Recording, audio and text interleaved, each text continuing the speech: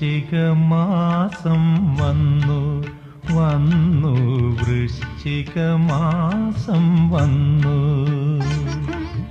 വൃക്ഷലതാദികളും പക്ഷിമൃഗാദികളും തീവ്രവ്രതമിരുന്നു.